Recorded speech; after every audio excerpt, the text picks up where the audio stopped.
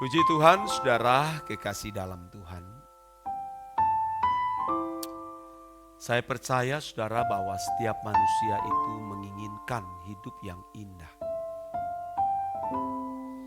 yang menyenangkan dan tentu yang membahagiakan juga saudara. Semua manusia merindukan akan hal itu. Maka tidaklah heran saudara, manusia terus menggeliat, berusaha berjuang mencari keindahan hidup ya saudara melalui berbagai aktivitas, bekerja, mengejar prestasi, untuk menikmati hiburan, membangun karir, dan lain-lain sebagainya saudara. Rata-rata manusia mengejar akan hal itu saudara, mengingininya saudara. Tetapi tahukah saudara bahwa itu sebenarnya bukanlah hal yang primer, bukanlah hal yang utama saudara. Itu hanya sekunder saja. Makan, minum, punya rumah, punya ini, punya itu. Bukan berarti salah ya lalu kita memiliki, kalau kita memiliki hal itu. Kalau kita memiliki hal itu tentu hanya sebagai penunjang, bukan kebutuhan utama. Karena kebutuhan utama atau kebutuhan primer itu, saudara, di langit baru dan bumi yang baru. Nanti di sanalah kita bisa menikmati keindahan yang sesungguhnya tanpa dosa. Kita bisa menikmati kebahagiaan, keberhasilan, kesenangan tanpa dosa, saudara. Kalau keindahan, kenikmatan, kebahagiaan yang masih di bumi ini, saudaraku, ini temporal, tidak selamanya. Contoh, orang berkata kalau saya sudah punya rumah bagus, pasti saya bahagia. Betul gak bahagia dia? Rumah bagus tapi rumah tangga berantakan. Bagaimana bisa bahagia? Kalau saya sudah punya uang banyak, pasti saya bahagia. Saya senang. Oke, Anda punya uang banyak, tapi ternyata kamu digerogoti dengan sakit penyakit. Di mana bahagianya? Di mana senangnya? Tidak ada, saudara.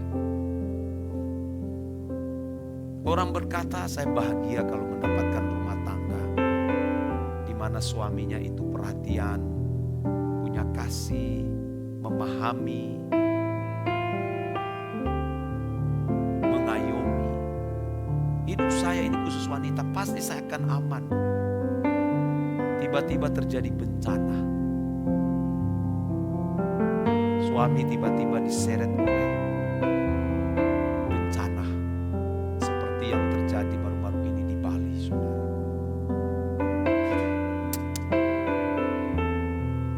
Kota yang indah, yang menjadi destinasi bagi kebanyakan orang untuk menikmati tempat wisata.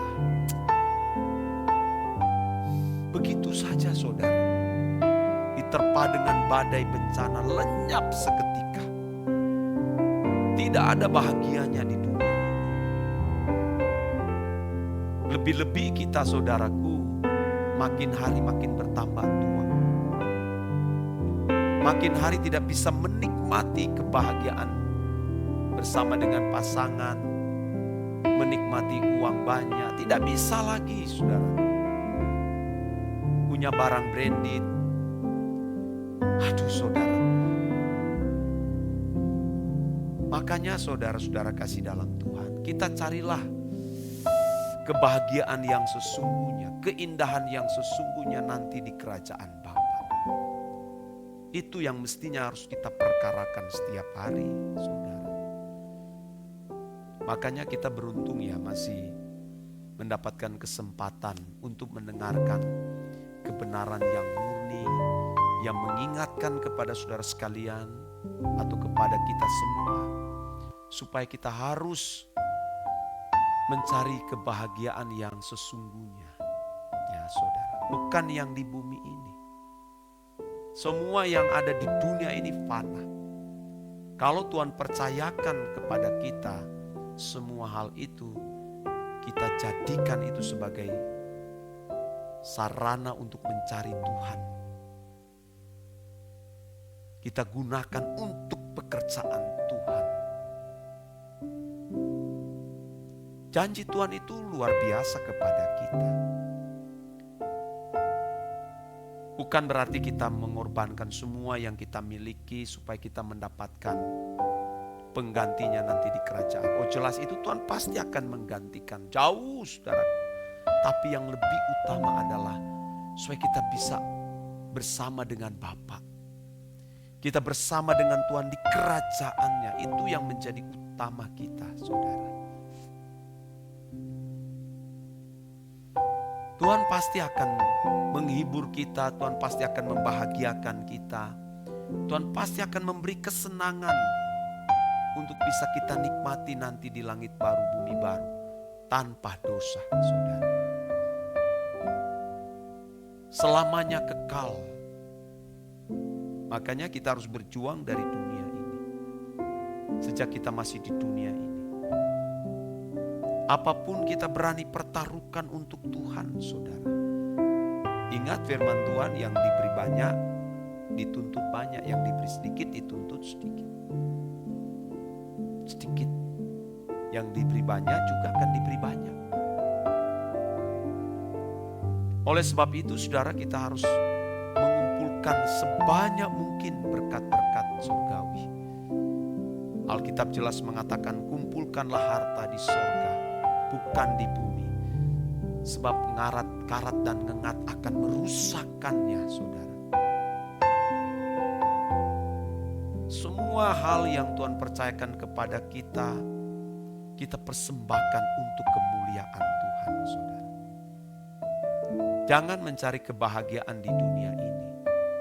Sayang ya saudara, orang mencari kebahagiaan. Dan saya tidak paham itu saudara. Tidak mengerti. Ada orang yang sudah banyak uang, tidak merasa cukup saudara.